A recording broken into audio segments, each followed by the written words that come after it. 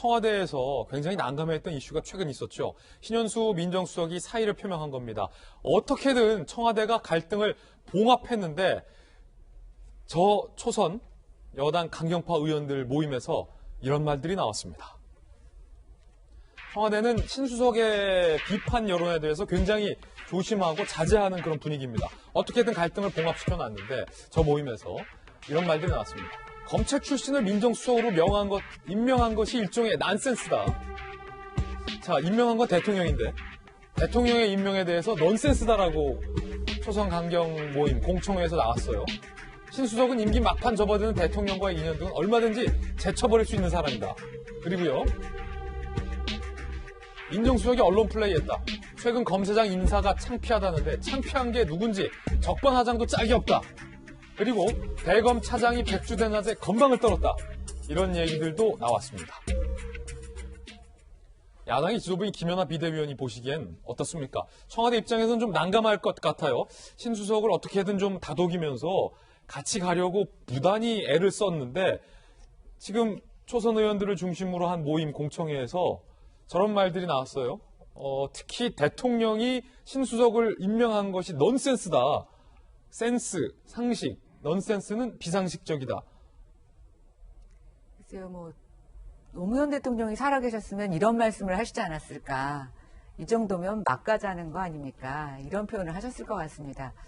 저는 지난 주말에 이제 신현수 수석과 관련된 사의 표명에서 월요일 출근 이후에 사의를 관철시킬 것이라는 사실은 여론의 보도가 굉장히 대세였는데 의외로 좀 봉합되는 모습을 보였습니다. 그럼에도 불구하고 많은 여론과 국민들 생각에는 저게 봉합이 과연 가능할까? 저렇게까지 사의를 표명하고 휴가를 냈는데 저게 잠시 무마되는 것이지 완전히 해결됐을까라는 의문을 제기했는데요. 저는 어제 저 토론을 보면서 그 예측이 맞았다는 생각이 듭니다.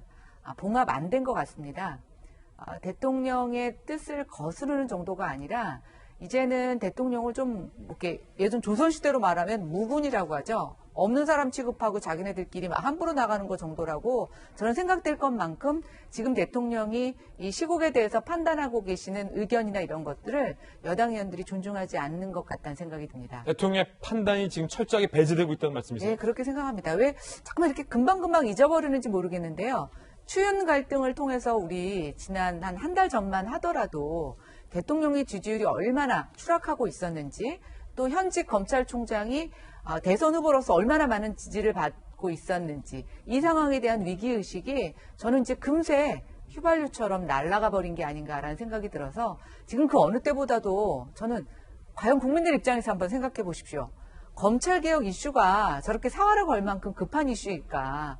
시즌2라는 이름을 붙일 만큼 저게 국민들에게 계속 각광받을 일일까라고 생각해 보면 지금 대한민국이 놓인 여러 가지 경제적인 상황, 코로나 위기 저는 만만치 않다고 봅니다. 그래서 지금의 상황이 조금 국민의 입장에서는 걱정된다. 또 국정을 견제해야 되는 야당의 입장에서도 좀 걱정이 되는 상황이라고 보여집니다. 예, 김연아 의원의 견해였는데 자, 박성현 대변인 나오셨잖아요. 물론 청와대가 정한 대로 대통령이 정한 대로 국회가 특히 여당이 따라해야 할 의무는 없습니다.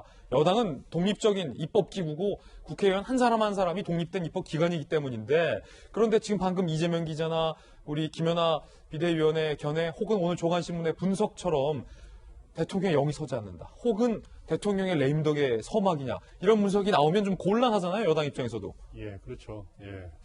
근데 이제 저는 이제 그 전제가 그 대통령 말씀이 시기상조론 또는 이제 속도 조절론이다. 이게 이제 확실하게 이제 인론이 된 어떤 그 론인가 이제 이건 좀 전제가 좀 너무 성급한 거 아닌가 생각이 듭니다. 그렇군요. 예, 그리고 이제 대통령의 뜻이 아직 확실치 않다.